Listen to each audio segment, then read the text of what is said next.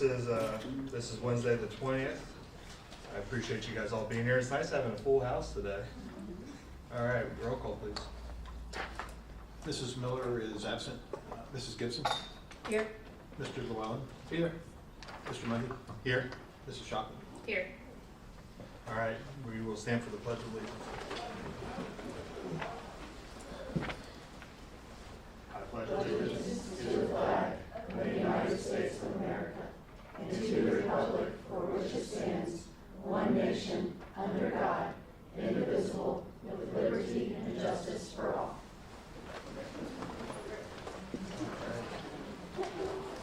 As more people are shuffling in here. Yeah. It's a packed house now. All right. I will quickly introduce everyone that's here. To our left table here, my left, your right.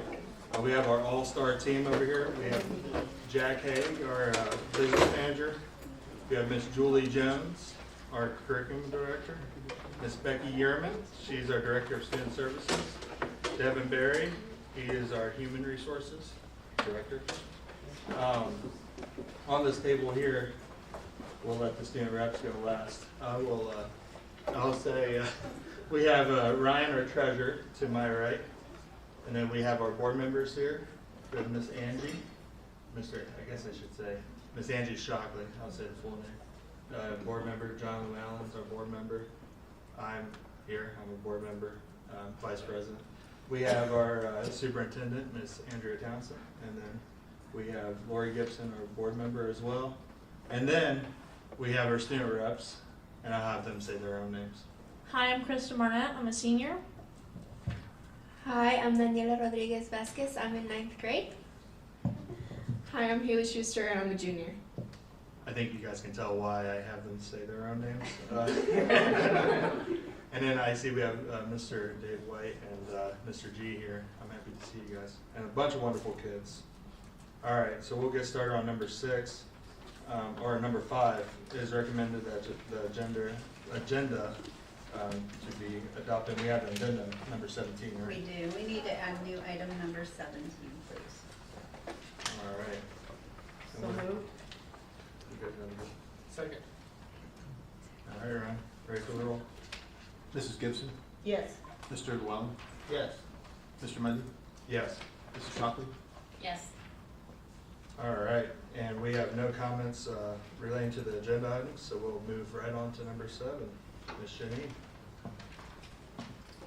Oh, Kathy, do you have a mouse? Good evening, everyone.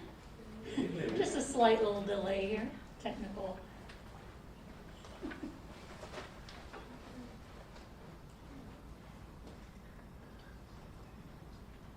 So I wanted to remind everyone the ways you can stay in touch with what's happening in the school district. You can go to westcarrolltonschools.com, our website, Facebook at West Carrollton City Schools, X at WC City Schools, and Instagram at WC_City Schools. Watch for that information that's coming directly from your child's school to you. You'll get texts, emails, phone calls. You'll also get a weekly district super news. Fall break, there will be no school November 25th through November 29th. Students return on Monday, December 2nd. And some of our kindergarten students had a little bit of an early friendship feast. So we have a little song from them.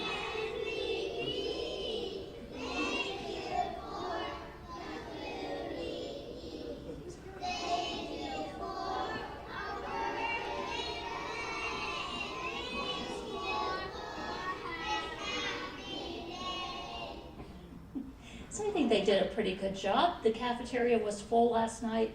It was 2 classrooms that Mrs. Garabrandt and Miss Riggs that hosted, and it looked like a fun event. So the annual food drive is happening through Thursday, December 5th, and you can contribute any non-perishable food item at any school. They will collect that for you. So earlier in the year, I've talked about what it's like to be a freshman. Was it like for Brad Toby going back and forth between buildings? So tonight we have, what does it feel like to be a kindergarten student? In kindergarten? Yeah, How do you like kindergarten? I really like it. Who's your teacher? This is Milana. Were you a little scared coming to school for the first time earlier this year? Yeah, I was just a little bit scared. But it's all turned out okay, right? Uh-huh. So you love kindergarten. Mm, What have you been learning?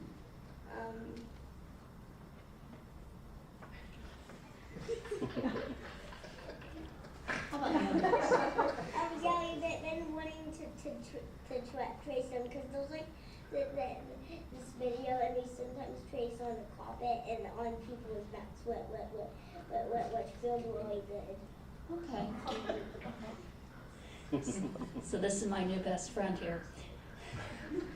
Be safe, be respectful, be responsible, be kind. I always talk about be kind. So what does it mean to be kind? So I brought back Reagan and asked her to do to be kind. What does kindness mean? Be nice to people. Being nice to people, what else? Don't yell at people. Oh, that's a good one. Anything else? Play with people outside. That's really good. Do you make new friends when you're playing outside? Probably, I don't think so, but I have a lot of friends. Oh, that's good. That's good. So you have a big brother here too, right? But he's in third grade now. Yeah, he's in third grade. And are you kind to him? Yep. Is he kind to you? Sometimes. Not all the time?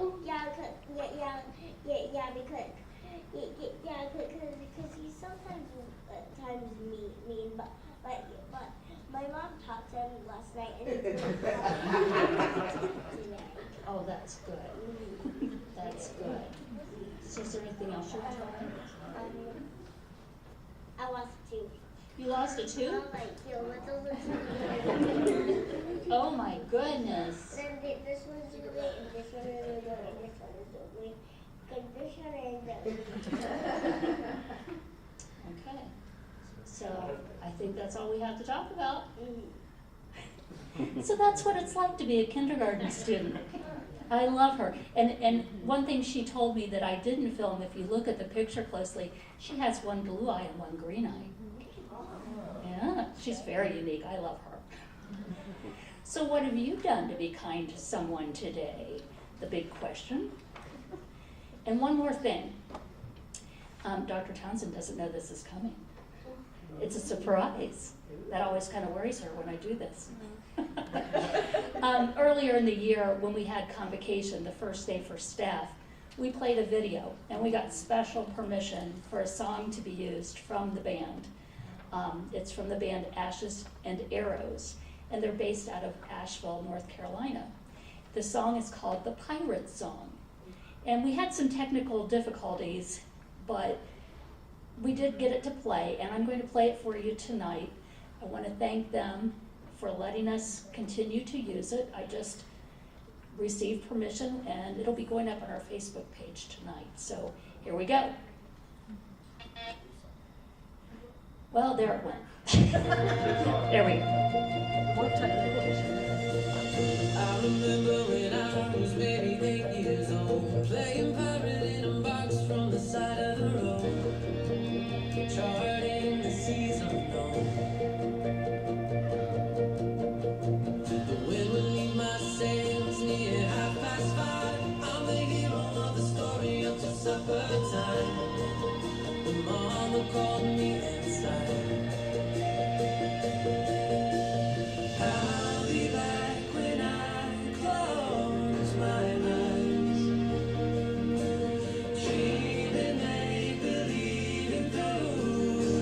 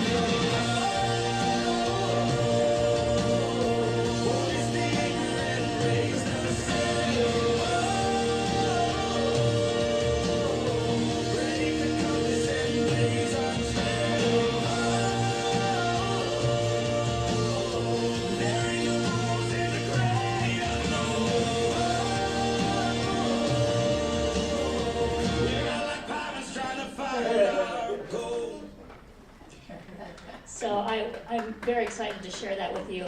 It always makes me smile. If I'm having a bad day, I just go play this video. So I want to again thank the band for allowing us to use it.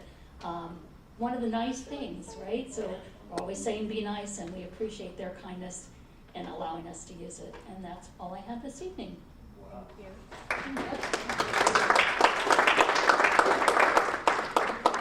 Wow, that's incredible. Well, that's amazing, because that's exactly why all of us are here, right? It's exactly for everything that's on that video and for the people here. And I know it's the same for you guys in there as well. I mean, that's why we do this, is exactly for what that video is. So that means a lot. I'm happy you played that again. That's awesome.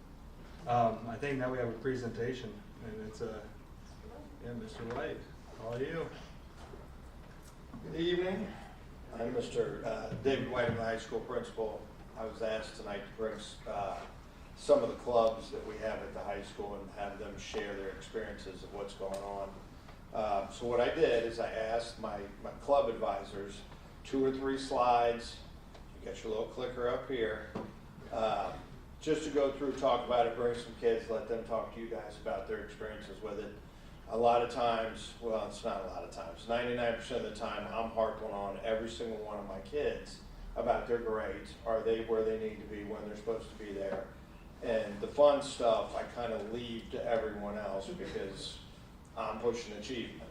So this is a great opportunity for everyone who's watching and sitting here tonight that can see the different experiences the kids get. So I'll get out of the way. I have the Spanish club is up first. Ms. Trimmer, would you like to come up? Bring some of your students.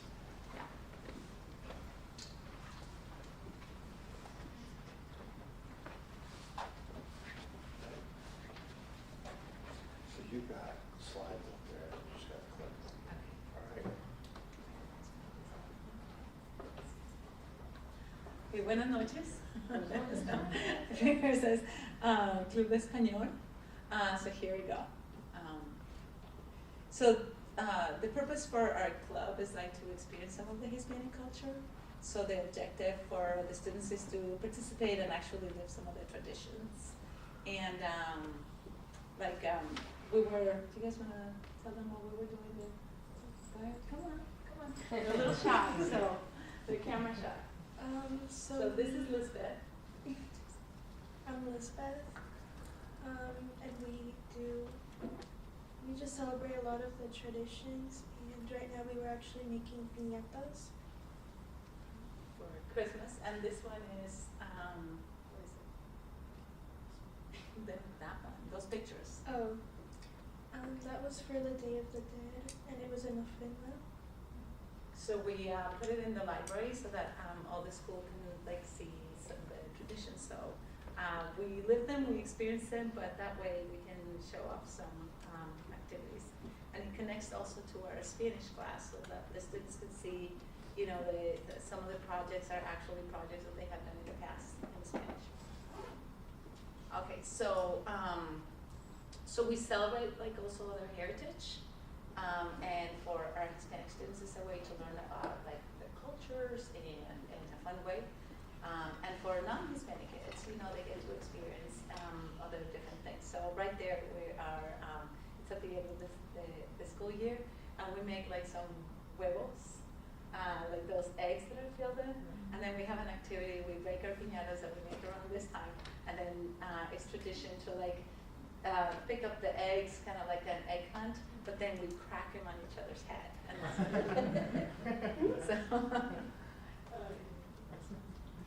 okay, so some of the activities? My name's Tara, and some of the activities we do is we make a Dia de los Muertos altar for the high school, and we also we'll learn about some of the history to help support also.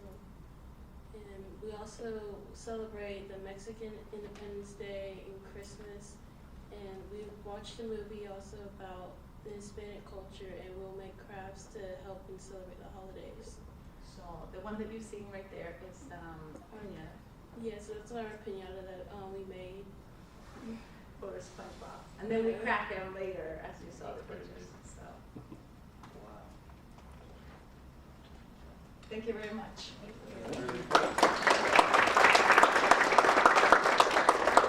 So one of the things they downplayed is the amount of great, authentic Mexican food that ends up at Triples.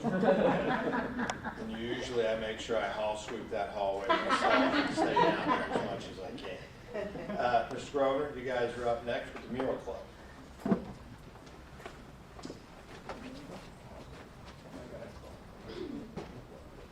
I prepared, nobody likes to see old men advocate for stuff, so I brought my friends here to help me. So we practiced this afternoon, so I'm going to kind of back off, and I brought Milo Hicks and Lou Fay here to speak on behalf and advocate for the Mural Club. Okay, let's do it. You got a clicker there. Okay, so my name is Milo Hicks. I'm a junior at the high school. I've been a part of the Mural Club since my freshman year. And I'm Lou Fay. I'm a senior this year, and I believe I've been a part of Mural Club since my sophomore year, I think. Alright. Alright, so our mission statement in the Mural Club is to create student-driven collaborative art that showcases our collective talent and reinforces our values and uplifts not only ourselves but our community as well. Alright, so okay.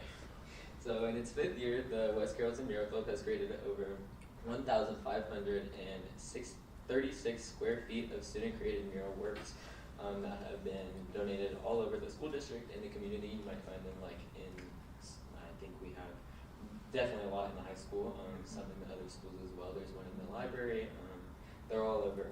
There's been over 360 West Carrollton students that have went through the West Carrollton Mural Club program. And it's not just an art program, it's definitely an active model to drive our social and emotional learning, embrace diversity, equity, and inclusion, and build students who have the tools to build a better community. So, you know, we do a lot of work in the community, so that's definitely a big part of the Mural Club. It's not just painting and drawing all the time. So the students in the Mural Club have reported having positive experience and working together, actively improving their environment and being encouraged by their peers to succeed. And 73% of West Carrollton Mural Club members have self-reported the social connections as the most important aspect, followed by the inclusiveness and emotional support. So we do a lot of like group things together, like our big murals. Obviously, it can't just be one person, so we all have to kind of collaborate and like explain to each other like what our personal goals are, not just like, you know, what Mr. G wants us to do, because it's not always about him. He can go to the side of the room. Yeah, so, you know, we definitely challenge him sometimes for sure, but we definitely, it's about, you know, working together, working as a community to build these murals. And then academically, the West Carrollton Mural Club members have self-reported the creative problem solving that they engage in Mural Club has benefited their language arts, their social studies, science, and mathematics studies. So it's very helpful for not just like improving our art skills, but it's very important for, you know, all aspects of our school. You know, I know personally, it's been very helpful. Like, it's definitely a drive for me to come to school in the first place, because it's where I do a lot of like my learning and like my social life kind of stuff. And so this year, we have been commissioned, or not really commissioned, because we don't get paid to do it. That's what I heard. To make a mural for the Dayton Brick Shop. And so we are creating a Lego themed mural for their community event room. This mural will feature characters from the Lego worlds of Batman and Marvel superheroes, Harry Potter, Star Wars, Lego City, and Lego Friends. It is 8 feet tall and 32 feet wide. And it'll be one of the largest murals that we've created. And it has 40 distinct characters and locations, including Gotham City, Hogwarts Castle, and the Ghostbusters Firehouse. You click it one more time. And then that is us actively painting the line work and actually painting on the mural. Yeah, I think that's where I'm done. Another picture. There's honors are out and running. So students from the Mural Club have attended the National Coalition for Community Justice, the Fall Team Summit at Wright State University this year. And students have also volunteered to decorate our partner facility, the Laurels Nursing Home in West Carrollton, for trick-or-treaters. So this is now, I think, one of the few times that we've worked with the nursing home. It's been pretty good. We're going pretty good with them.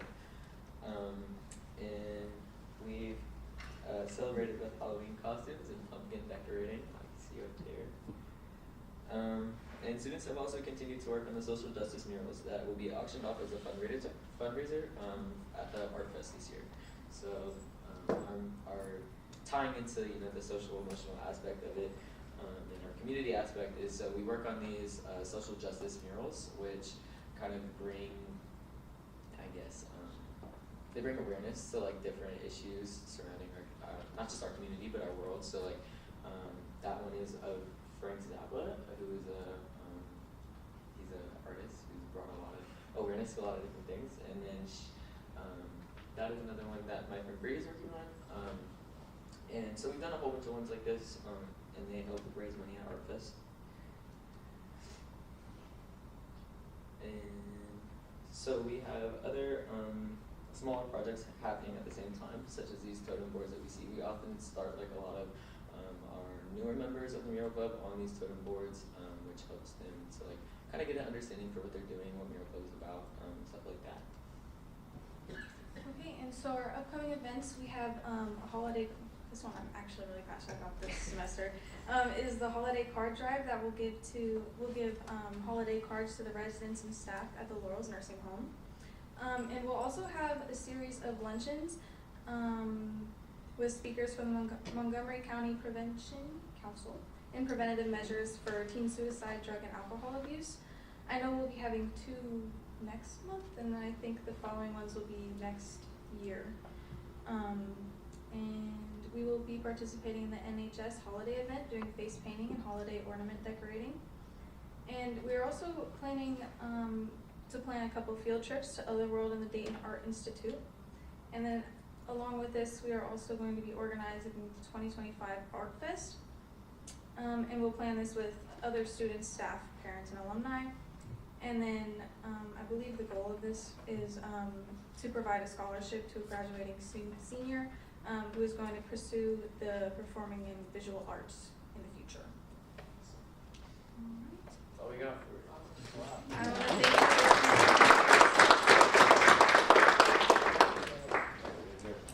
While you guys switch, I just have to say, you guys even had graphs. That was impressive. Has any of you guys, or have any of you guys been to Otherworld before? You guys have? Some of you haven't? It's a really awesome experience. You guys are absolutely gonna love it. That's a really cool place. Keep going. I'm good for this one. Oh, I think you're going through. All right, this is one of my favorites. The nice thing about the Mural Club is it covers all 4 grades. It's a lot of kids. There's a lot of movement in the building that requires them to be responsible. And I think from last year to this year, it's night and day of how they go there. They're zeroed in. They're focused in on the mural work and all the artwork that they do. So it's been an asset to have in the building for sure. This club coming up, Judy's the one running it, but it's, as a former gardener, this is close to my heart to see the kids out there working. So Judy, can you and your team come up, or your club come up and talk about the garden club? Oh, wow, look at that.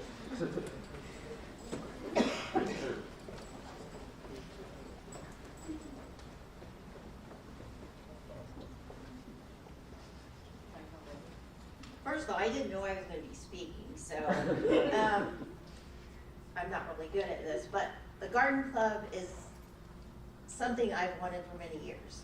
You guys know that we started this garden in 2015, 2016, trying to save the greenhouse. And this year, we have had a lot of struggles with getting the garden in, but instead of having a large harvest this year, I have a large harvest behind me. And it is about relationships with these kids, showing them how the food is grown and listening. being able to listen to the kids. And I'm going to let them introduce themselves and the grade they're in, and Ethan wants to speak a little bit about what we're doing. Go ahead. You can go first. My name is Tristan. I'm more of a newer person, I'll be honest. But I've tried my own things. One of the problems that I came in with gardening club was growing corn. I tried growing that, and it was not great. You ever heard of the corn smut? That's a thing. That is an actual thing. Yeah, that's an actual thing. Corn smut. It's like this weird cancerous thing that goes on corn, like mold. I didn't know that, so I started growing it, and it started happening. So I got to actually experience that and learn that with Miss Judy. I would have never, ever experienced that in my life without Miss Judy. What grade are you in? I'm a senior. Senior. And she's honestly been there with not just gardening, with all of us. She's been there for helping us through life. She's helped me with my OMJ forms, with trying to find a trade school. She helped me find Hobart to go on a trip and everything like that, where I'll be going to Hobart, paying good money. And thanks to her, that's my future. How amazing.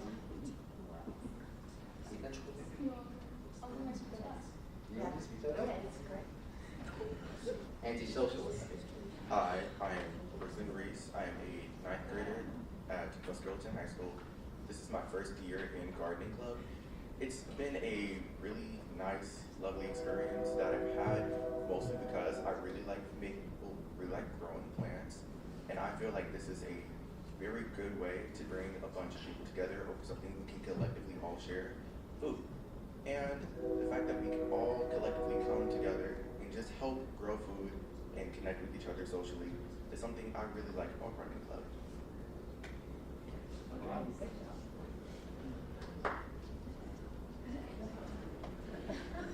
Hello, I'm Jacob Webster. I'm a new student here at West Carrollton High School. I recently came down from Cincinnati, from Aiken High School, which also has a nice agricultural program there. They have goats and they have plants, but coming here to see their West Carrollton's agriculture group, it's much more social than Aiken's was. You know, I got to meet new friends here, you know, and I've heard nothing but good about Ms. Judy here. And even today we had a nice time before we came here, you know. Agriculture group here. I am interested in seeing how I can grow my, gardening skills, I guess. There's another word for that, I apologize, but I find it really neat that they have a group here and I can just learn to garden and make new stuff, you know, learn how to be delicate with plants, you know, and see what goes with what. But overall, most important thing about this for me personally has been the social aspect, meeting new friends and people, and getting out there and doing new things. Thank you. Thank you. Hello, my name is Connor Pappas. I'm a freshman here, and I've actually been active in the garden club for about 3 to 4 years because my brother Ethan, he introduced me to it. I'd say gardening club is, to be honest, mostly about community and, sorry, because we've been donating a lot of our crops to Mum Food Pantry. And honestly, it's just been an honor to be able to meet Miss Judy and all these wonderful people behind me. Was it hydroponics?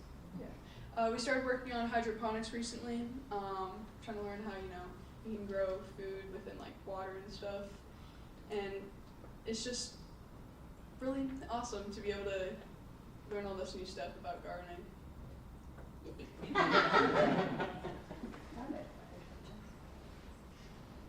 Hi, my name is Noelle Roper. The reason why I joined Gardening Club was because it helped me to keep me less stressed from school. Also, I really like Gardening Club because it helped me with my social anxiety that I have for gardening, for people at least. So I got to hear with my friends, all these people, and they helped me, like, they introduced me how to grow tomatoes and crops and stuff. And also, it was really good because my little sister, Trinity, she really wanted to be in gardening club, so in like growing plants and stuff. So I was like, why not? Why not just go there for my little sister? That I did. So that was a good experience. Also, I love Miss Judy. So she's a really good director for gardening club. And I think she should still be there more. Hello, my name is Marsha Rashidi. It was my first year. I joined garden club when I was here, and I'm in 9th grade. Garden club was like a good, like I met a lot of awesome people, and we grew some tomatoes and like plants and all that. Great. Good evening, everybody. My name is Ethan Pappas, and first of all, I'd like to shout out all these people back here behind me, because I was the only one who knew they were going to speak today, and they made that all up on the spot. Just like, round of applause. It's very surprising how they're able to just come up here and speak to you guys today. And they did it because they just wanted to make something interesting for you guys. What I have here is just basically like a committee reports, sort of what we did this year, other years, very boring. I also kind of talk about myself, but it's not that good. Anyways, I'm a senior at the Miami Valley Career Technology Center, but West Carrollton is my home school. I went there, I did classes there my sophomore and freshman years, and my junior and senior years I spent in the natural resource program at MVCTC. I've been helping Judy in the school's community garden for 4 years before our club was founded, along with my brother. And for this year's harvest, we've been dealing with high temperatures and groundhogs, which are not ideal for gardening. Not at all. We also have some rats sneak into the greenhouse. Good. But we still managed to grow 475 pounds of fresh produce to donate this year. Furthermore, we've raised 6,135 pounds since 2017, which is close to about 1,000 pounds per year. And I'm glad to be a part of this accomplishment. Working with Judy has allowed me to help my community while learning to be responsible and hardworking.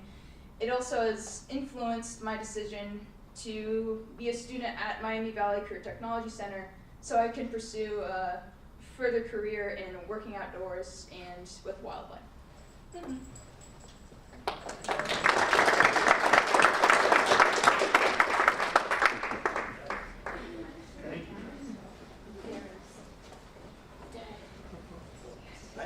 Do we have anybody from the gang club that came tonight? Okay, so what I want to do something, because I know you guys, I told you 6:30, and you could leave. If Mr. Grosvenor, Judy, Ms. Tremble, can you guys just stand up, you three?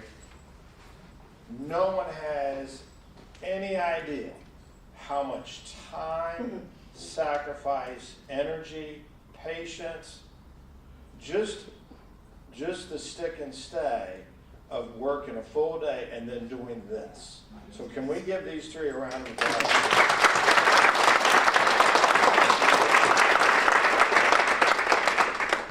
Can I ask a quick question of you guys?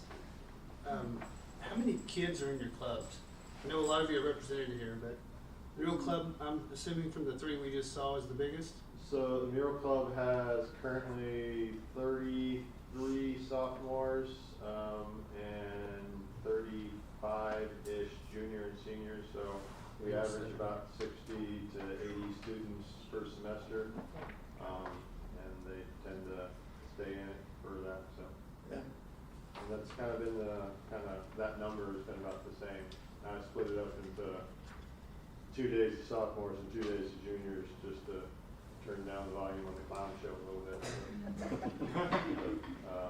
Yeah. Garden Club, how big are you guys? We have about 20, but 8 that come regularly.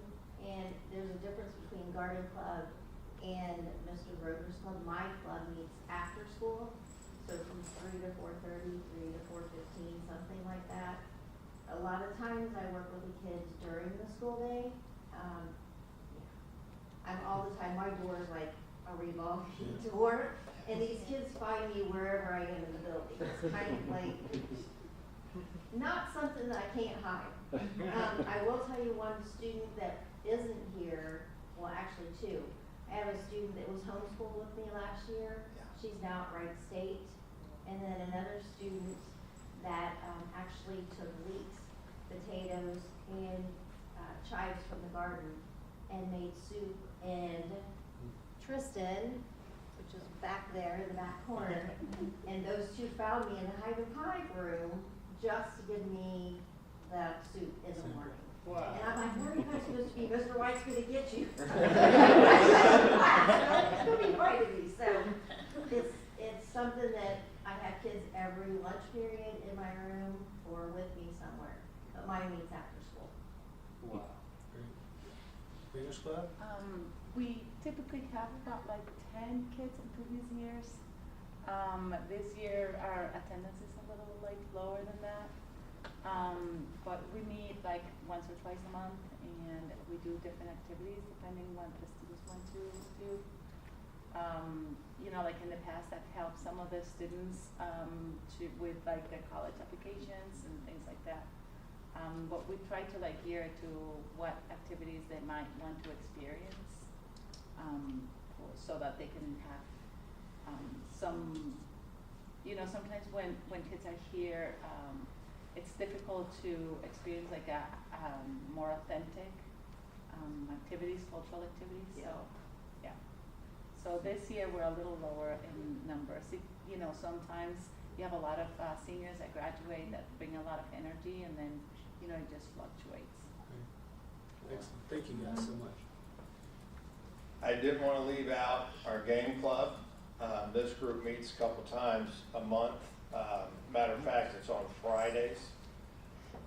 Last time they had it, I came through, I was clearing out the building, and I thought, why are they hiding in the library? I was coming in. And when I tell you the laughter and the games that they were playing, the conversations they were having, it was real similar to what everyone just talked about tonight. And it's another different group of kids that have a club. This is one of my favorite pictures they sent me. They were playing Dungeons and Dragons, and that's Mr. Cornett, so he jumped in and played, and they were so loud and laughing so hard, I kept coming back in. I'm like, there's no way this is the same game. But they played for like 3 hours. So even the game club, it's a smaller group, but they meet and they have a good time, and it's all fun. We also have some support clubs. We have the Gay Straight Alliance Club that works a lot about inclusive things. Mr. Reynolds runs that. And then we have the FCA, the Fellowship of Christian Athletes Club. They meet, there's donuts, they do those types of you know, camaraderie things, or where they come together for some fellowship. The nice thing is, and that's it, is I try to explain to people, and as you all know, I've traveled a lot of spots. So I always have people say, you know, what's West Carrollton like? And I said, I need you all to listen, because my group of kids are the next set of leaders. When their generations, it's their turn to take over, we're in really good hands. Like, there's days where I wonder what my parents' generation, what my generation are doing, what they're saying and how they're acting. But if anybody came and saw what you guys just experienced in the last 30 minutes, we're an eclectic group of people who love each other and like spending time with each other. And they're learning, right? Yeah. We all have A's. Grades are due tomorrow, right? I'm checking grades. I'm checking grades tomorrow. But that's where, as a principal, I can focus in on that. Where all of the staff members are doing their part and giving them these extra experiences. So I'm so happy everybody came tonight.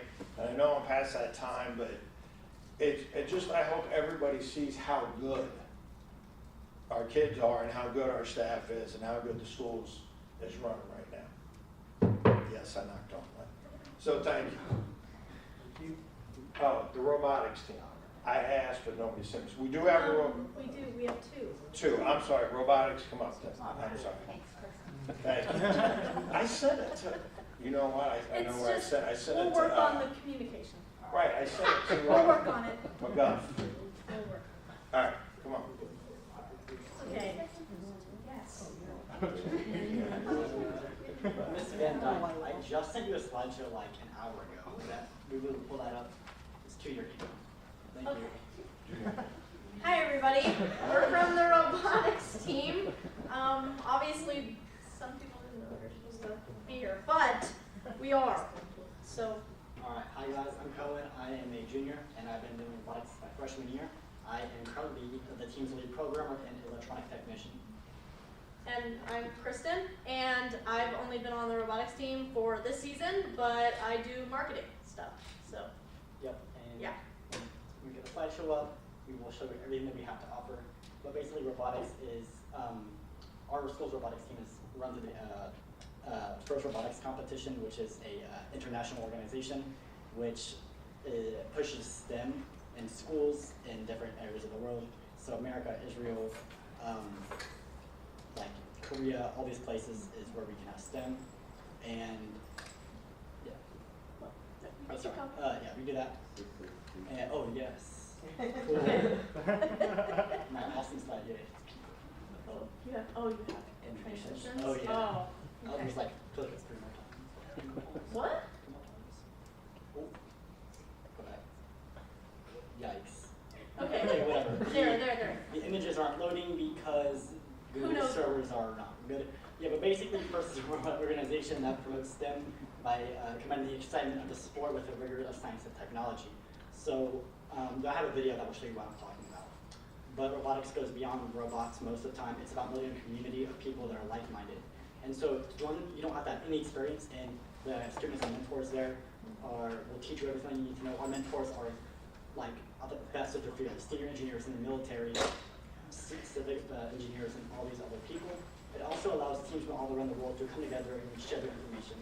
You may not look like it, but FRC actually has the cutting edge of technology at their disposal, and it's just a miniaturized version of the real world.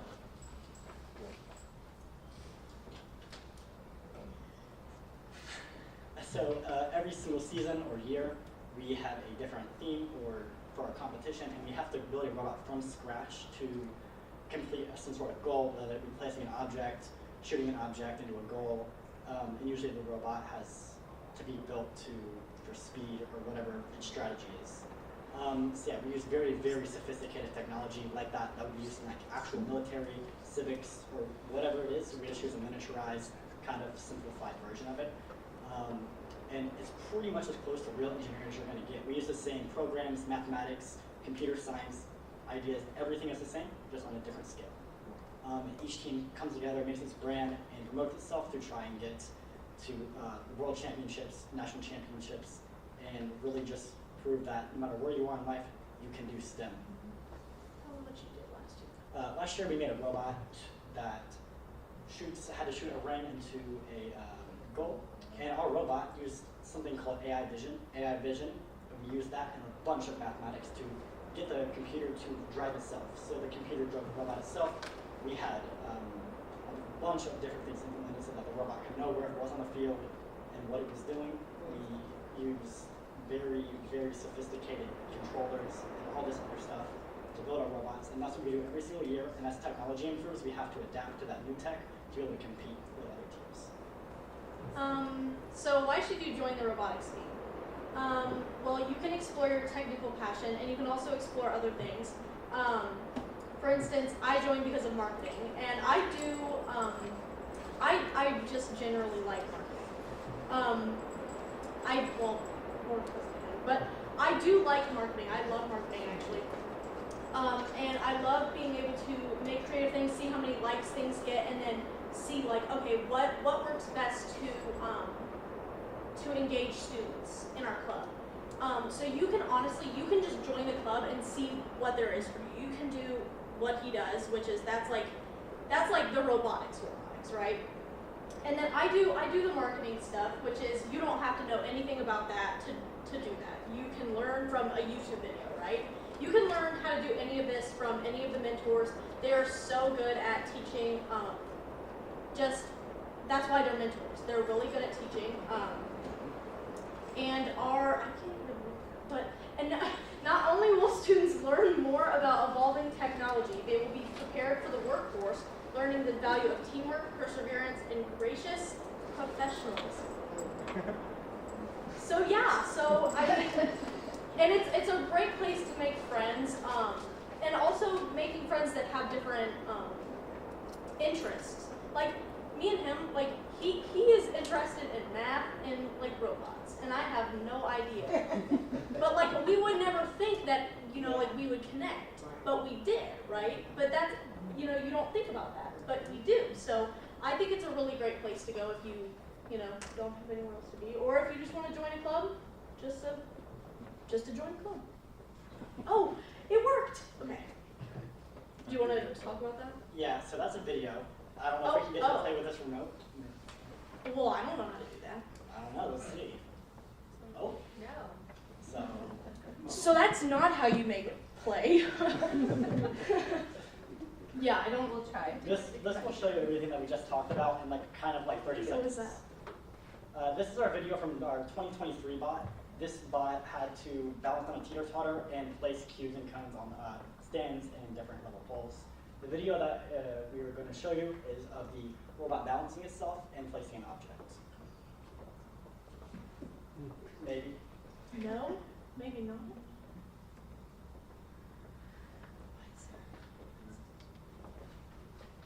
Oh. No. I don't need it. You explained it, right? Yeah. That's good. Okay. It's alright. I'll just do the slide. Okay. So the importance of robotics. STEM is the future, and it's up to this generation to invest themselves. It's a pathway to greatness, and the lessons students take away from these kinds of programs are something that can't be taught in a classroom. Do you want to talk about that? Because you do more STEM than I do. Yeah, so basically, for our students, I know that Mr. White has been pushing STEM in our school with the reintroduction of our physics classes, and this is a really great addition to those classes. So what students are going to be learning in this classes are very, very applicable. I know I peek my head in there, they're talking about electricity and friction and all these different things, and all those things are very, very applicable to what we're doing. Like, exactly the same. I'm currently in calculus, and what we're doing in math class, I'm doing the exact same thing, almost verbatim, like in this robotics. So it's very interchangeable. So those classes will help you with robotics mentors and students will deepen your understanding, and then that actually is reflected in your grades, especially in those science and math classes. And that can these problem-solving skills will carry over to pretty much every subject, no matter what it is. And like I said, these values are something that cannot be taught in a classroom, and that can only come from this type of community work. And that's why I think STEM is so important, not only because it is the future, but it is the best way, in my opinion, for students to connect, learn about the workforce and work ethic, and all these other great things that they're going to need for later in their life. And that's it? And that's it, yeah. Okay. 3 slides.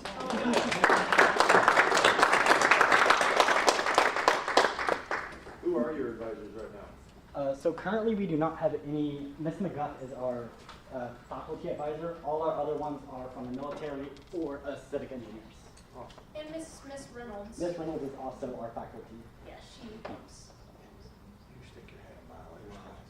Huh? You stick your head in Miley's class. Yeah. Well, that's incredible. Well, we appreciate all of you guys coming. Really, it means the world to us. Is there anyone that has any comments or anything? I will say the robotics team influenced my son when he was there maybe a rookie year, at the club, and because of working with that, which surprised us because he was always more of an athlete. He didn't participate in some of the other clubs. He joined, and now he works on aircrafts in the military. So that club inspired him, Mr. McNeil, that year, and inspired him to go into that.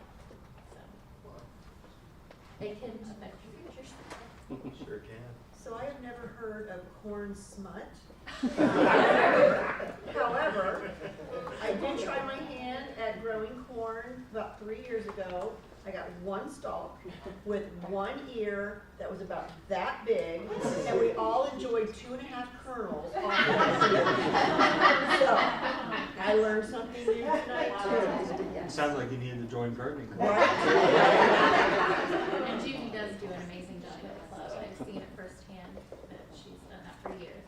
A rock star for sure. Yeah, she's amazing. And the amazing murals you guys do. I love them. They are pretty And I'm incredible. looking forward to hearing more about the finish up. The one in the library, are we going to, I know it's been there for a little bit, are we going to, I was just at the library, so. We play D&D. We play other board games, but we mostly focus on D&D. Oh, okay, yeah. Oh, you mean for the game club? Oh, really?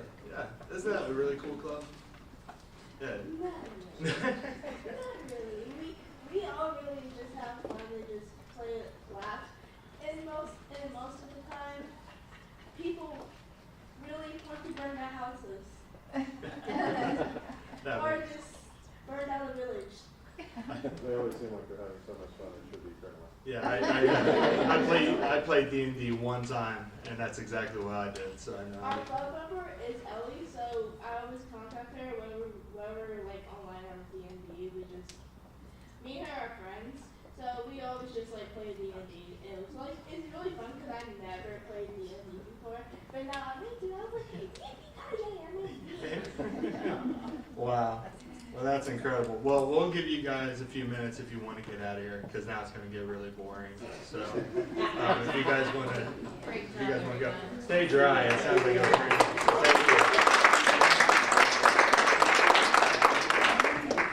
And to our advisors, really, thank you guys so much. You're amazing. You want to know what we're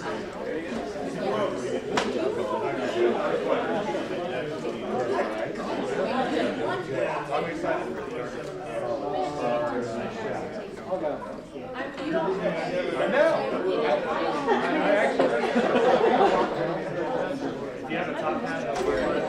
You said that. Oh, no.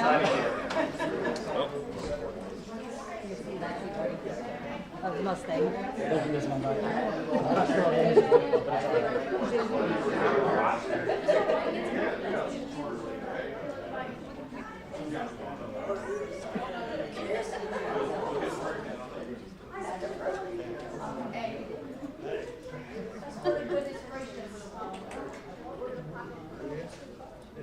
Alright, well, I'm gonna shuffle out here.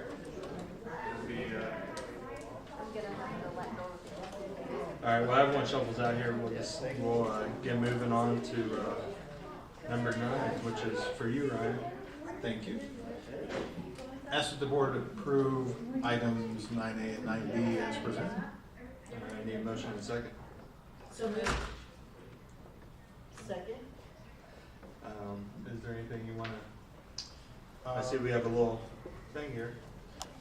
That's the next item. Oh, that's the next item. Just regarding the financial reports, on the cover page, like these are the reports through the end of October. So, I mean, all I've been doing the first 4 months is just comparing the first 4 months of this year, the first 4 months of last year. Moving forward, the format of the cover page will change because I'll start on a monthly basis comparing what actually happened during the month to the monthly estimate, and the monthly estimate ties into the 5-year forecast, basically just to see. We'll track month by month how we end up at the end of June compared to the forecast. So just wanted to point that out. All right, I think we're ready for a roll call. Mr. Llewellyn? Yes. Mr. Mundy? Yes. Mrs. Shockley? Yes. Mrs. Gibson? Yes. All right, moving on to item 10, and again, it's you, Ryan. Now it deals with this little thing, right? Big bubbles. Ask that the board approve the 5-year financial forecast as presented. Oh, yeah. Motion and second? So moved. Second. All right. So what do we have here? 7 pages of graphs and information. I'll try to get through real quick. So the first page is it's our general fund. So the 5-year forecast is done by all districts across the state and has to be done by the end of November and the end of May. So it involves only our general fund. So the cover page, just kind of big picture, shows our general fund balances. The top line is our general fund balance at the end of June for all years, starting back in June of 2000, and then the projections out through FY29, which is June of 2029. Right now, we are in FY25, which is highlighted in yellow over on the right side. So we're in the 24-25 school year, so that's saying that we're projected to end June with about a $24 million budget, and then looking straight down, there's a 5, and what the 5 means is that that $24 million would cover about 5 months of next year's expenses. And as you can see, this FY25, it's a nice straight year where our cash balances have gone up, where we're spending less than our revenue, so that has been a good thing, obviously. Our last levy was back in 2016, and so we've been off the ballot for 8+ years and trying to keep that number growing as long as we can.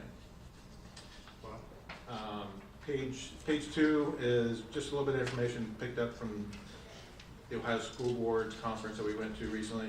The main things I highlighted at the top, our forecast is very dependent on state funding, and the point that the guy was making with this graph is that come springtime, when the state legislature is talking about the new 2-year state budget that starts July 1, the state is likely to be saying that they're not in terrible shape, but they're not sitting on a ton of cash, and they're not going to be. It's going to be a tight budget. Is kind of the message that we're thinking that the state's going to be saying next spring as they set the budget that will start July 1. Sorry. The third page. What the third page is doing is summarizing all of our other major funds that help pay for personnel costs, state and federal grants, and the point is that in FY24 we were about 5.5 million. This year we're at 2.8, so there's a decrease of about 2.7 million, and 2.355 of that 2.7 is because the ESSER funds expired, and I mean we've known that the ESSER funds basically had to be spent by the end of this September. So the point is that our federal and state grants as a whole have decreased a lot from the previous year. So that the $2.7 million of costs that were being funded by these grants now has to get added to our general fund budget. So it's a big reason why our estimated spending for this year is higher than it was in previous years. Page 4, in the top section under number 1, state funding and enrollment. Our forecast is, as I mentioned, it's very dependent on what happens with state funding, and state funding obviously is affected by the financial situation of the state, and it's also affected by our enrollment. So right now we're in FY25, kind of right in the middle of there, and you can see in FY24 we did get a nice 10% bump in our state funding, and then this year we got about a 7% bump because all of our students are because of the CEP, because of all the free and reduced lunch district-wide. So now we're able to code all of our kids as 100% economically disadvantaged, but that also gave us a nice boost in our general fund state funding, so that contributed to the 7% increase this year. And then moving forward, it's kind of anybody's guess, but so in the forecast I have about a 3.6% increase next year, and then the following year staying flat. So that's just the estimate that's in place now. Item number 2 is just a reminder about the ESSER funds. We moved $2 million from ESSER into the general fund in FY24, and then about 2.3 million had to be added back into the general fund budget here this year. Item number 3 is just big picture, just showing our projected spending. So it shows the 23 actual, 24 actual, and then the budget this year at about 51.3 million, and then increasing about 54.4 million next year. And then down at the bottom, item number 4 is just pointing out that base increases for negotiations are not in the forecast. and we will have discussions with the unions in the spring for contract negotiations just for 1 year. That starts July 1, and then just the point about this is the 9th straight year that our revenues have exceeded our expenses. Page 5 is, so this is just a big picture summary of the numbers that are in our forecast. As I mentioned, right now we're in FY25, and you can see FY25 is pretty close to break even, and the blue line is the projected revenues, and you know, our real estate taxes basically stay flat until voters approve a levy, and with the uncertainty of school funding, that's kind of why our projected revenues are pretty flat. But with all schools, as you know, with inflation and cost of living and so forth, you know, your expenses are going to increase each and every year just due to that, and then that leads to projected deficit spending and basically every forecast across the state of Ohio. And then the bottom half just shows the projected deficits that we would be looking at if this forecast played out this way. And page 6 is the same information, but the top half just has the projected balances out through FY29, and the bottom half is those numbers expressed in the months of cash. So, so like this year, we're looking at ending the year with a little bit more than 5 months, and then as a general rule, governments across the United States, you know, they like to always maintain at least a minimum of 2 or 3 months. You know, there's no, you know, there's not a textbook answer, but you know, the point is just, you know, we'll be deficit spending in the future. It just, the goal is just to minimize it and not let it get as large as what the forecast is showing. And final page is the actual forecast itself. The forecast has 3 years of historical information on the left side. This current year is in the middle, FY25, and then it goes out to FY29, which is June of 2029. So we'll update this forecast in May, and that's it's a 6-month process, and so it's just the forecast that exists now, and we need board approval for it, and then we submit it to the state, and then we monitor it and update it in spring, and that's about it. Wow. Thank you for that information. I think we're ready for a roll call. Mr. Mundy? Yes. Mrs. Shockley? Yes. Mrs. Gibson? Yes. Mr. Llewellyn? Yes. All right, moving on to item 11, we have personnel items. Devin? Good evening. Superintendent recommends that the board approve the listed personnel items 11A through 11I. It doesn't work. Fine. All right, can I get a motion in a second, please? So moved. A second. All right. Anything to add, or is it just typical?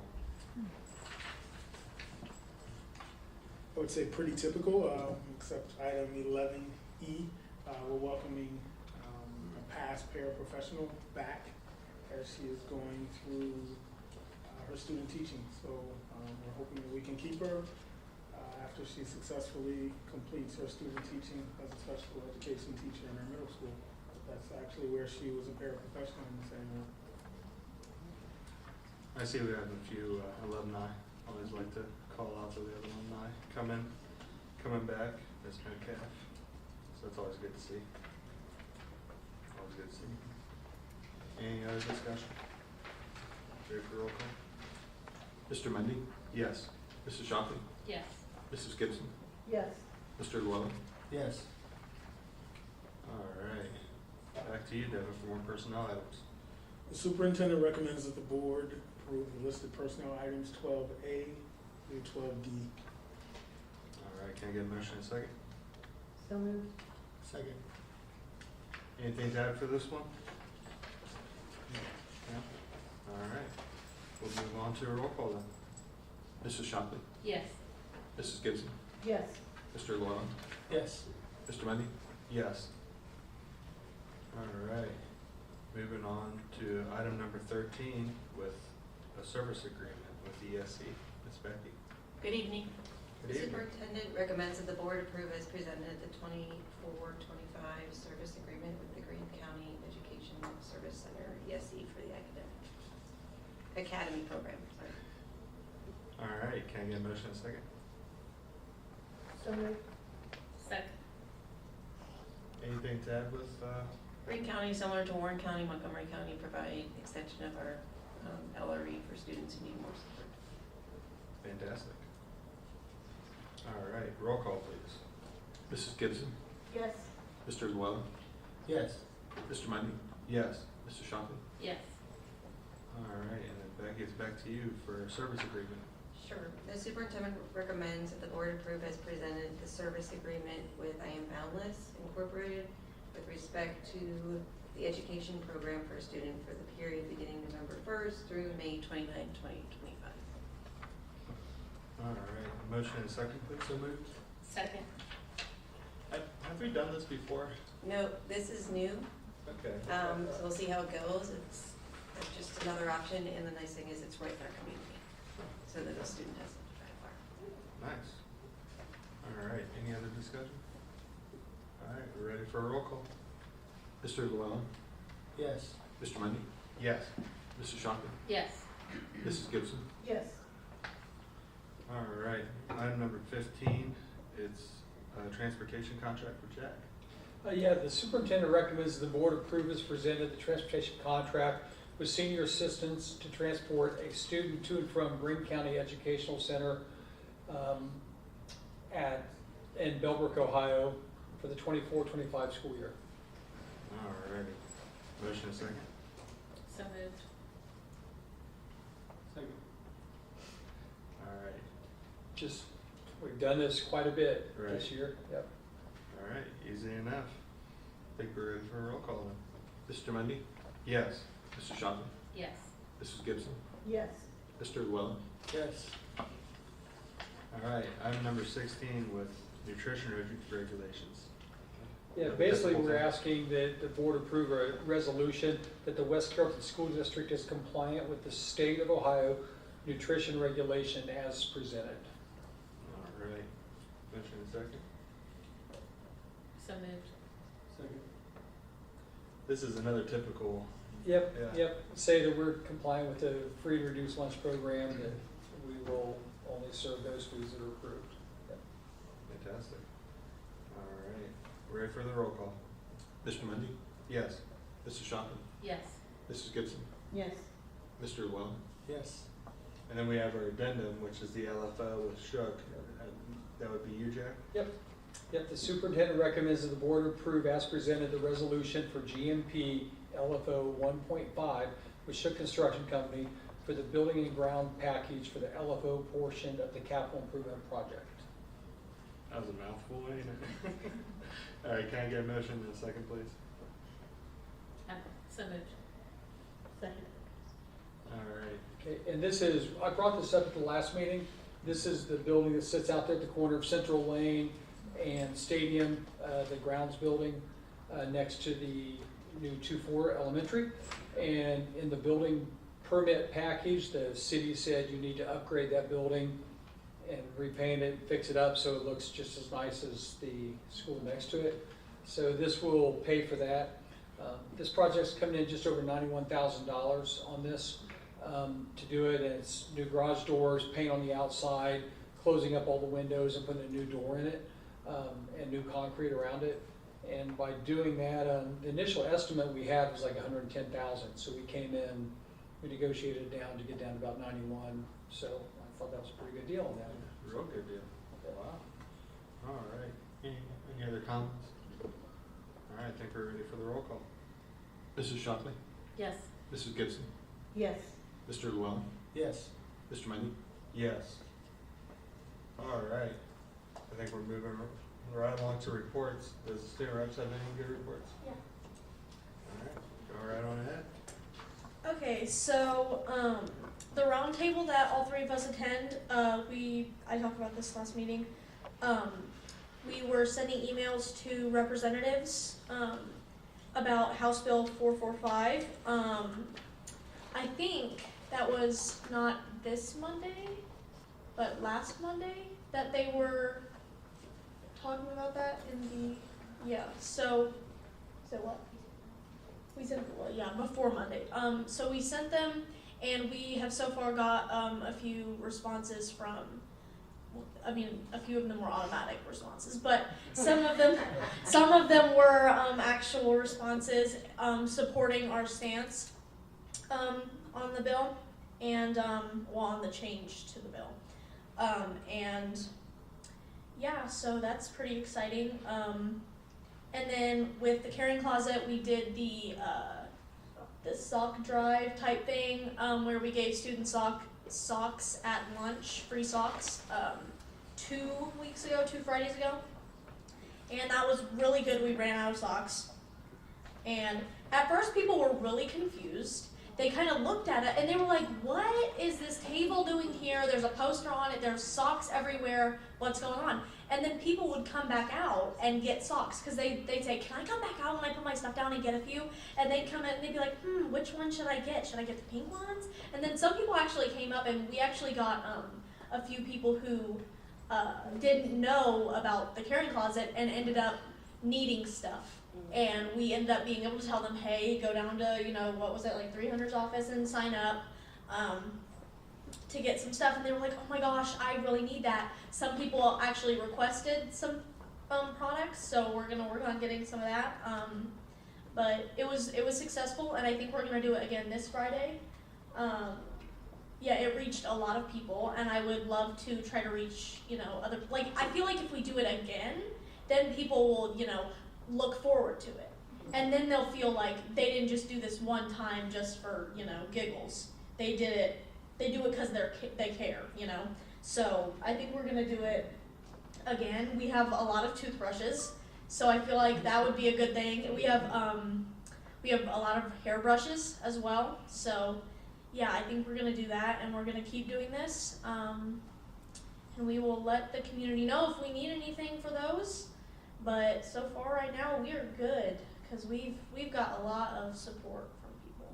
But yeah, that's all I have to say. Do you guys have anything? Yeah. Okay. Adding on to the caring closet, we sent out a staff email a couple weeks ago, and we did get some responses back on that. We got some more donations from things, so the staff is aware that that's going on now. So I think that's helping a lot for sure, get some awareness out. And then, just the food drive is going on right now in the district, and I think today was the last day, but we have the dodgeball tournament at the high school on Friday. So you could donate canned goods to get into that, and that will go to a charity. So. And then I think it's whoever's 7th period collects the most. Yeah, we win a pizza party, and I definitely think it might be the people 7th period that's gonna win it. Oh, so whatever. Just saying. Whatever. Guess what? Miss Morris, she carried. She brought a lot. I'm telling you right now. Like her entire trunk was full. Yeah. Good to know. Good to know. Okay, that's all we have. I have a few questions about the caring closet. Sure. The items, so you said people requested some items. Mm-hmm. What were some of the items that were? So we had one person actually request, she asked us if we had any curly hair products. And I think that's, that's, as somebody, I have like wavy hair, and I didn't know that my hair like even had that until I had the right product. And so I think, we'll probably look into getting some. I actually did buy some from a, like in bulk. I bought some from a garage sale because somebody had, I guess there are those people who buy things in bulk and then resell them in, bags and stuff. Yes. And so they had this big bag of like, curl products, curl styling, curl products. So I bought that, and I have not brought it in yet, and I'm going to try to contact her through email. I do not remember what her name was, but I'm gonna find her and give her curly hair products. But yeah, But yeah, so somebody asked for that, and I hope that the next time that we do that, we actually have people ask, you know, if they need something specific, because I would love to know what we, you know, didn't think of. Right. Because, what? Oh, You guys are oh, making stickers? yeah, so on the sock bags, there, it said you've been socked. So, yes, and it gave the information on how to sign up for the Care How Class. amazing. You know, I never even thought about different projects for different people. Because like when we did our first round, I was just kind of thinking of my hair and what I would need for my hair. But there's so many different hair types and just how they work. And well, you know, my hair is just always so nice. So, you know, like I that's all I know about is that type of Right. type. I never even thought about that. Well, you guys know as well, don't forget, we have the $1,500 grant. Yes, and I will be expecting my money back. No, I'm just kidding. Oh, here, let me- So, yeah, I mean, definitely, if you guys can, take advantage of that grant and get what products you would think that people need or people request, like the curly hair Yep. products to, that you keep forgetting to turn this mic on. To all those listening, I was just mentioning about curly hair products. But, Curly hair products. Yes. but yeah, no, that is, that's definitely really, really interesting. I never even thought about that. So, So, I'm glad I found that bag though. It had a lot in it, and it was like $3 or something like that. really? I was like, Yeah, definitely take advantage of that grant if possible. And then have you guys thought about like putting a name on it, or is it still just gonna be the Karen Closet? yeah, I thought that was. I the guess thing. it could be the name, but I thought we were gonna make it like, you know, I don't know, like a pirate thing, maybe. You wanna keep it the Karen Closet? Yard. What did you just say? Yard. The art. It was a joke. Chill out. Like. I was thinking like Davy Jones' locker or something. Wow. You know? 'Cause it's I Davy think Jones' we'll just- closet. Yeah. All right, we'll move We'll on. ask ChatGPT later. Yeah. Thank you. Thank you. Thanks.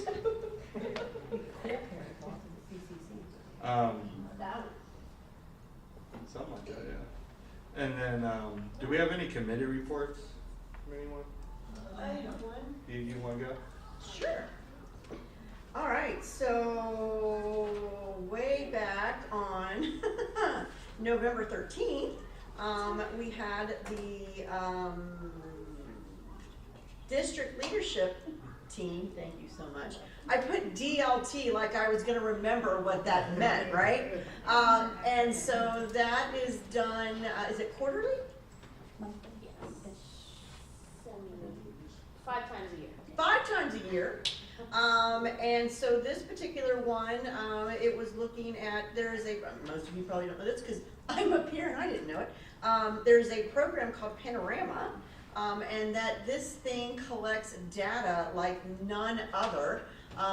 It tells you how many times a child sneezed while they were in class, so that you can analyze that and look at that. I'm joking about the sneezing thing, but I mean, it looks at everything. And so we spent that primarily that time just looking at trends and how this connects with this and what we need to see with this number, how it connects to this number and all that kind of stuff, and just kind of looking at that data and going, okay, now we have this, what do we do with it and how do we make this work for us? So it's extremely complicated.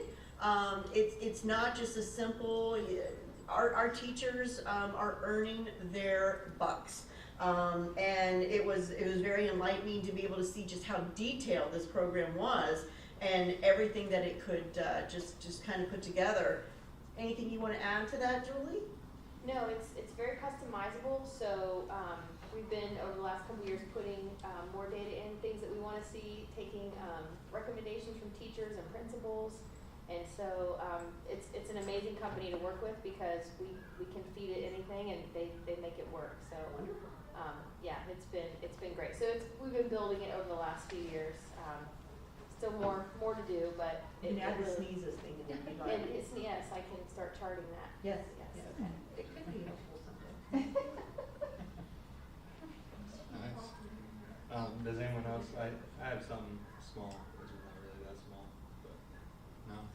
All right, so, of course, with the legislative update, we're in lame duck session.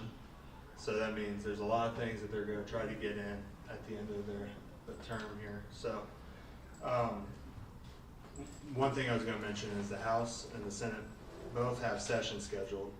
The Senate has 5 sessions scheduled, while the House only has 3. So there's gonna be a lot going on with that here sooner than later.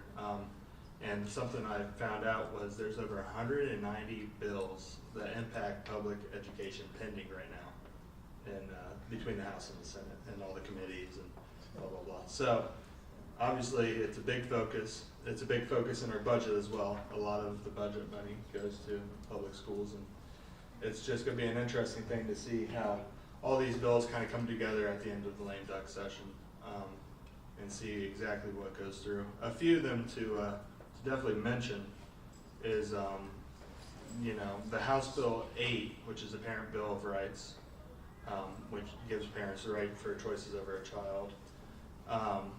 It seems like it's really moving quick, and those are usually the type of bills that you will see things get add on to it, kind of backpack it in. So that's something that we're kind of looking for, is to see if they're going to add anything into that bill as it moves forward. I know House Bill 445, which you guys talked about and had opinions about as well, to go to religious instruction. It's one of those where I don't know if they attached it to another bill yet. There's a second bill, 293, thank you. That, okay. Because I'm pretty sure that they're adding that in somewhere else, so. But that's the Senate. Right, but that's in the Senate. Now, with the Senate, they have Senate Bill 104, which does a little bit with the CCP program, but it added House Bill 183, which is the bathroom bill. You guys can look into that. So that's going to be interesting to see. And that's the thing, is when they start adding bills into other bills, it takes a little bit to track and to really stay on top of. I know it's a hoot for me to try to stay on top of some of these, and it's kind of like my committee or something I'm supposed to be doing. So Senate Bill 295, it's in the Education Committee, but it's going to be talking about requirements for poor performing schools for closure, which is, I'm like, I don't even know how that's going to happen, but I guess they're going to revise some of that. Oh, really? I didn't even know that was an option, but I guess they're revising it, so they must be trying to make it an option. That's going to be an interesting one. I know, of course, they had the special committee for school buses and safety and all that, and they did a lot of really amazing stuff with trying to actually come together and come out with like really decent solutions. I think with everything and all the science and all that came within that committee, I know they wanted to do the seat belts, but now they're looking to fund schools with safety enhancements other than forcing everyone to do seat belts on buses, because that would be a lot for schools to have that. So I'm excited to see how that fund is going to look for safety enhancements on school buses. I think that's a really good opportunity for us to find different ways to, if it's like different cameras to catch speeders or whatever, people passing the buses, to, other ways to make buses more safe for our kiddos.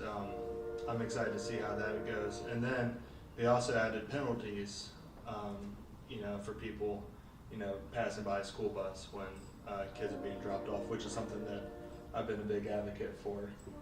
Really up those penalties so people can very quickly learn that safety is number one, especially for our kids.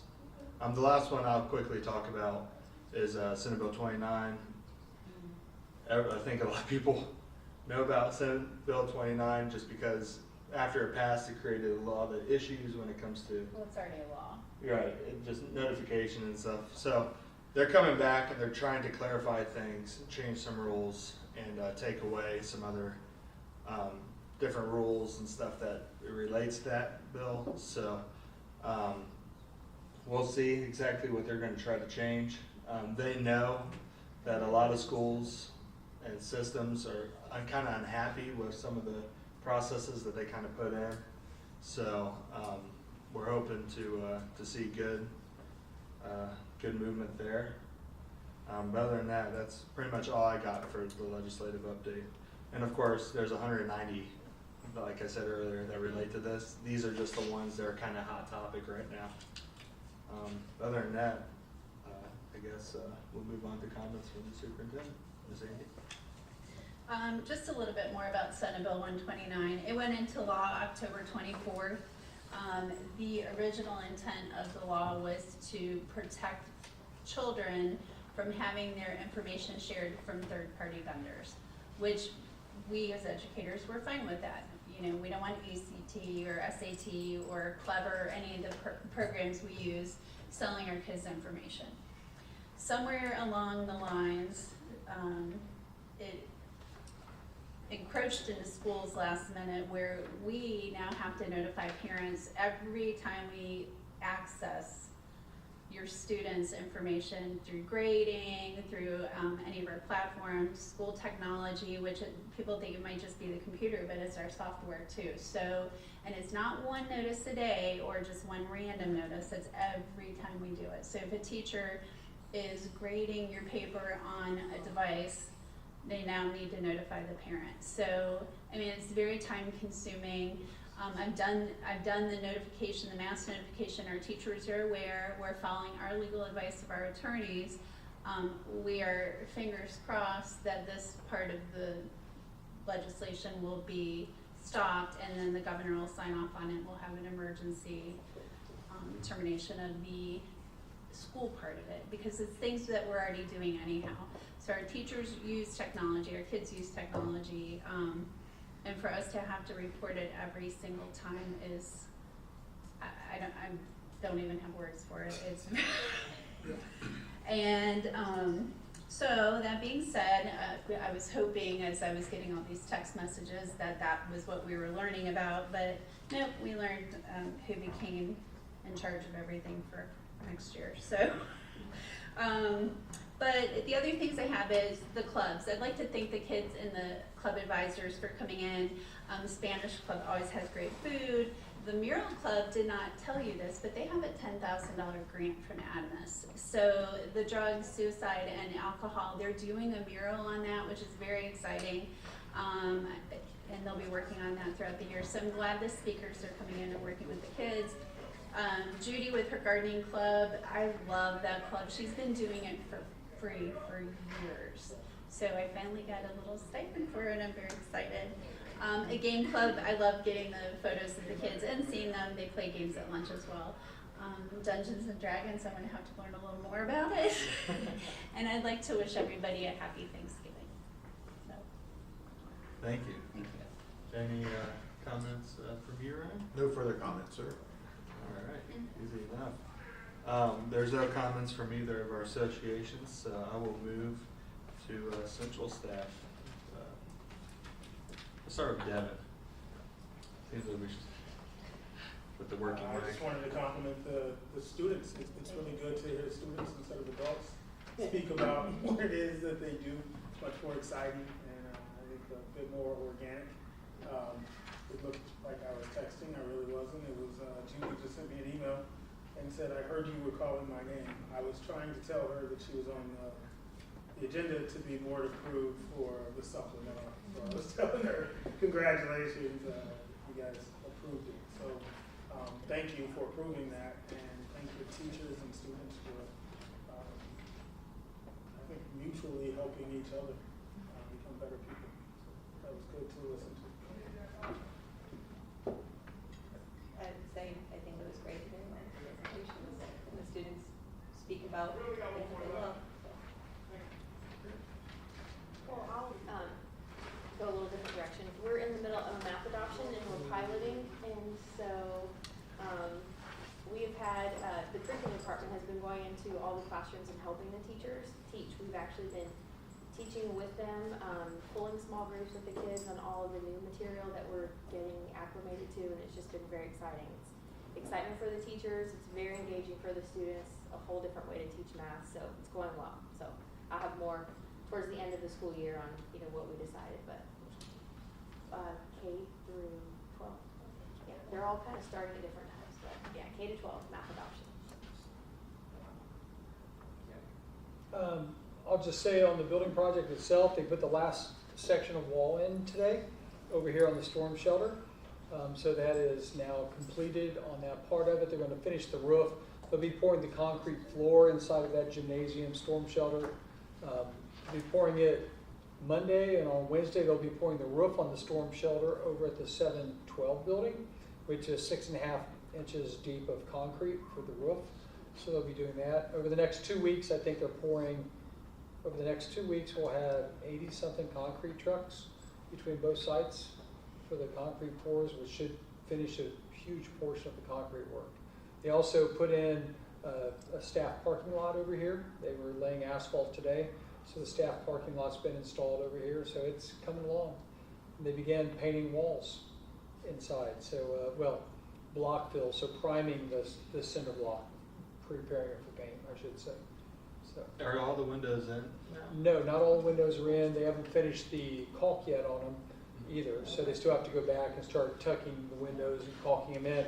But it'll take, we'll be putting windows in through February because we've got a lot of storefronts, large pieces of glass to go up, stuff like that still. So that they're all on site. We just have to get them all put up. So. All put up. Yep. I'm excited to see how they put concrete in the roof from the truck. Like, are you asking the same question? Well, I don't know if you've seen. I was like, what is They going bring a to big hold pumper 6 truck out with this huge arm that reaches up to it and just pushes. Huh? Oh, they put a decking down underneath it, a metal decking, and it's completely installed on that. So you'll be pouring it on. Just like they do the second floor, the floors are all concrete too. They put a metal deck down, then pour the concrete over the metal deck. Wow. So, That's really, it's Yeah. just so cool to see this building come together. I Yeah. mean, I just absolutely love seeing how, just all the pieces come together, and then you see the big crane out there, and Yeah. that's just super exciting to see. Yeah. I just love it. Wow. Well, we have no general comments from the public today, so we'll start with the comments from board members. I might start with you, John. You don't ever start, don't you? All right, I won't share too much about this, but we did spend the past weekend, most of us were able to attend the Iowa School Boards Association conference. It'll be the last time I attended, so I was attended a few sessions. The only one I'll make a comment about really was kind of surprising that it didn't really share a lot with us that was helpful. I'll put it that way.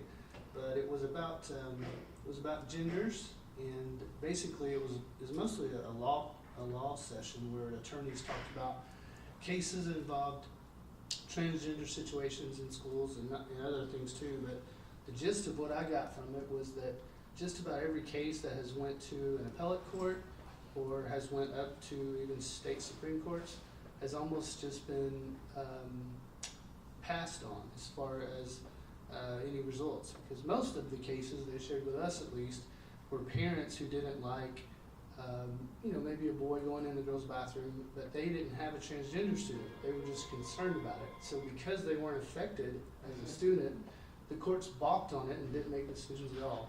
So the gist of the session was that until the transgender student's parents file something, or something happens, I suppose, to a student that directly involves the parents of that student, they're not going to make decisions that would be very helpful to districts. And this is not just the appellate court that affects Ohio. This was almost every court in the country. Appellate courts are associated with different states. The District Court 6 affects Ohio, I think Michigan, Kentucky, and Indiana, if I'm not mistaken. But there's 4 or 5 states that affect District 6, and they haven't made decisions that are very helpful. So I got the gist of that, but I'll share a few other things. I want to publicly thank Shook for donating food to Pirate Packs. So far, they've made 2 donations that totaled over 2,000 items, individual items, which is just a huge help to us. That's money we don't have to spend. They also packed this past Thursday, I believe the pack was either Tuesday or Thursday last week, but they sent a crew of about 8 or 9 folks to help us pack. So that was very, very nice. I think that's the first time they had actually physically been to the building and packed with us. So I want to publicly thank them for that. We have some pictures that I'll get to staff at some point because they're going to make another donation, maybe 1 or 2 more before the school year's out. So look forward to that, and certainly want to thank them for that. Want to thank these kids. It is not easy, as most of you in here know because you speak at that microphone too. It is certainly not easy for teenagers to get up and do that. And they all said something. So almost every person that came tonight shared, and that is just always a blessing to see that. We love to hear kids, and maybe we can get some of the other buildings to, I don't know if they have clubs in every school. I'm assuming some of the elementaries may not, but I think this would be great to see this continue the rest of the calendar year. 2 more things. As far as packing for Pirate Packs goes, if you have a group, a Cub Scout group, a Girl Scout group, church group that's interested in packing, you can go to the piratepacks.org website, and we use a program most of you are probably familiar with called Sign Up Genius to actually sign up and pack with us. The dates that are open are listed there, and you can go there and sign up and join us for one of the almost 20 weeks of packing that we still have between now and May. So we certainly welcome that. I think that was all I have. The only other thing I wrote here was there is a, can you read my writing? Okay, never mind. That's it. Thank you. I shared that right. All right. We'll move on to Lori. I don't know that I can top that. So yeah, the convention was different. It was a lot different than the first year. Most of the classes that I sat in on had to do with safety, mental health, how important trade schools are, and then how AI is integrating into our every last thing. And so, I was really impressed that, they were really emphasizing how important trade schools are. Everyone knows and hears that college is an excellent source, and for a lot of kids, that works well, but not for every kid. And how they're just really searching for so many of the different trades that pay really good money, and they're begging for people to go into those. And so it was just some ideas of how we can, kind of maybe connect with more of our community resources to, try and get the kids apprenticeships and things of that sort to try and kind of push them in that direction, so that, the needs are being met and the kids are getting a career that may fall more in line with what they want to do and are interested in doing than a college career might extend to them. So they're both very important, and we want to make sure that we have those resources for both of those. The clubs were awesome, and I'm going to show my age and my stubbornness here. I did not expect to see so many boys in the garden club. Thank you. Okay, so it's not just an old woman thing here, all right? I'm thinking it's going to be mostly females because that's where I went. And I was shocked at how passionate they were. They were excited. Miss Judy is doing a wonderful job because each and every child had nothing but good to say about her. And they were so passionate and excited about that. I almost want to try and plant corn again. It's not going to happen, not unless I get in touch with her. But yeah, that was really, really interesting. And the Spanish club, there were things they mentioned. I'm like, tell me more. But I, didn't want everyone to know that I didn't know what they were already, so I'll ask her later. So there's that. And then I want to give out a public service announcement. Tomorrow, it will be a chilly day. We might even see some little white flakes. don't call us. We're not shutting school down. We're having school tomorrow. We don't want to hear from you. We don't want to hear your opinion of what the weather should be or could be. Just keep the phone calls to yourself. Recognize we live in Ohio, and this is what we get. And that's all I have to say about that. All right. We'll follow that up. Miss Angie? I just want to say how impressed I was with the clubs tonight. It shows how well the staff is working with the kids, not only just on the club part of it, but you heard the one student say that they got help with their future goals in life, and I think that's happening with all the staff. I think you could tell the kids are enjoying the art and robotics and the gaming. It's great to see that, and kids getting interested, and that takes on further things in their lives. And I think that represents what great staff we have here at West Carrollton, where they are going above and beyond working with the students, and I'm very thankful for that. And want to wish everyone a happy Thanksgiving. Wow. Thank you so much. Can I backtrack? Yeah, I you did realize figure out what I you wrote.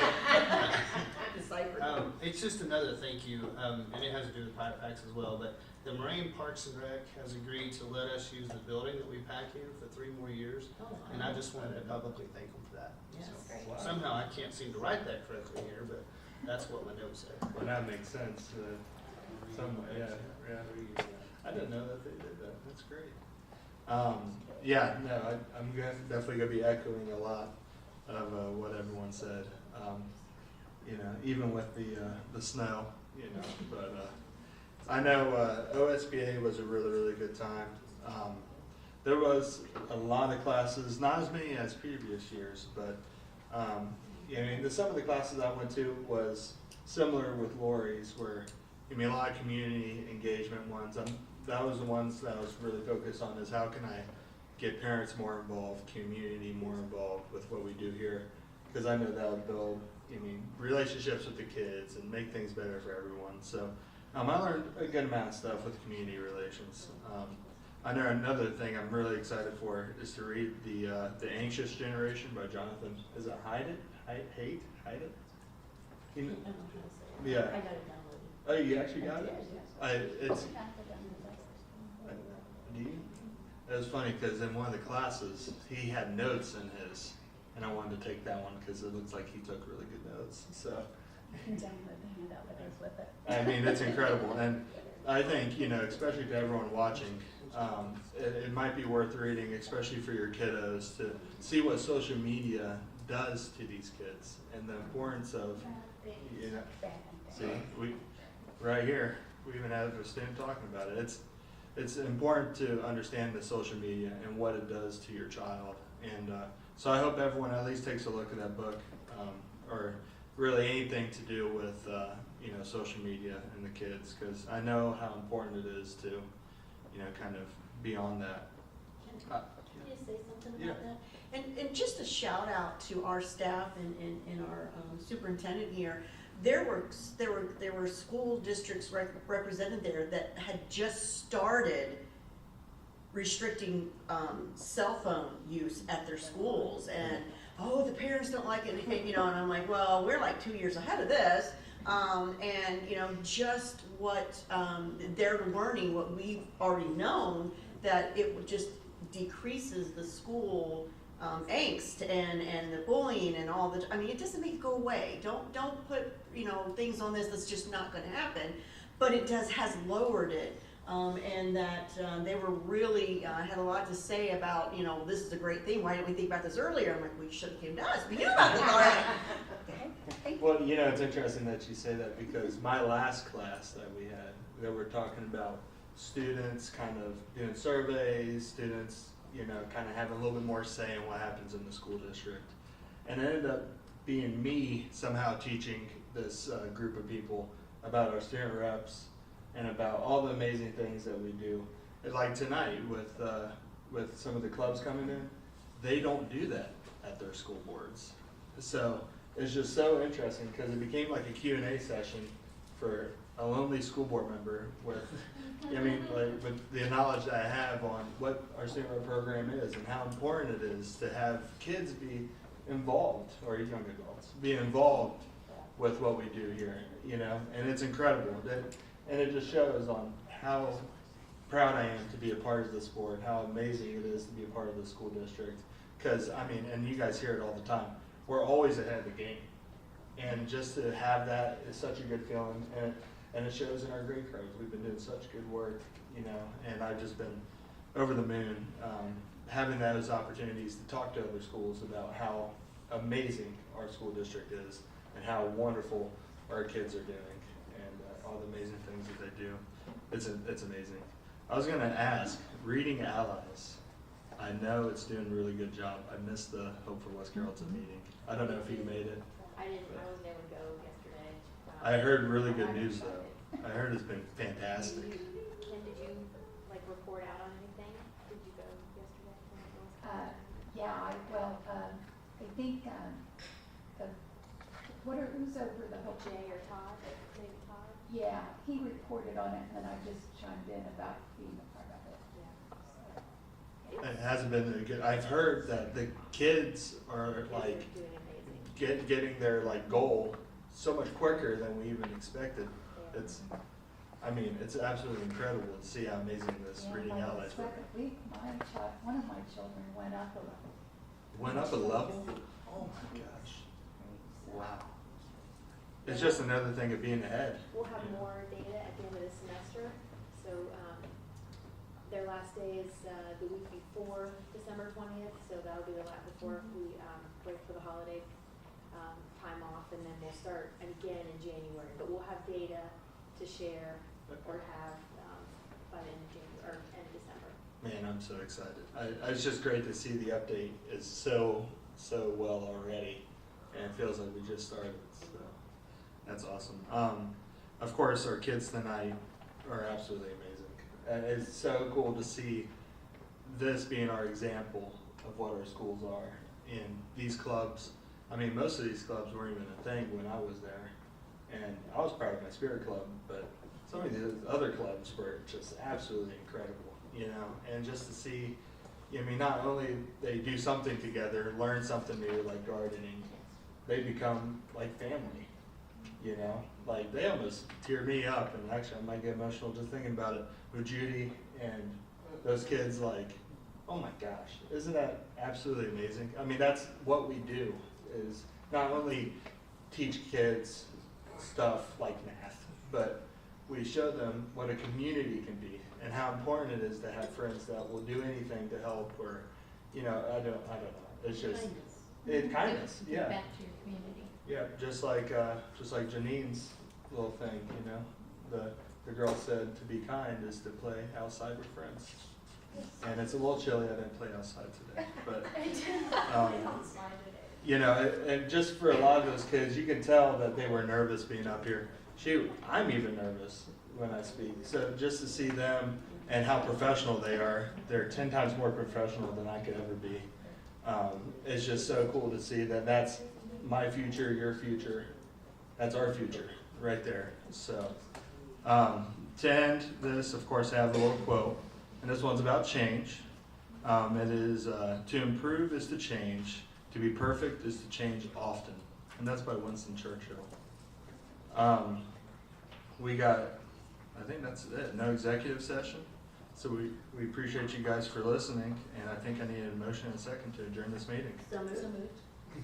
All right, you guys are excited to get out of here? All right, roll call, please. Mrs. Gibson? Yes. Mr. Llewellyn? Yes. Mr. Mundy? Yes. Mr. Shockley? Yes. All right, have an amazing night. Thank you.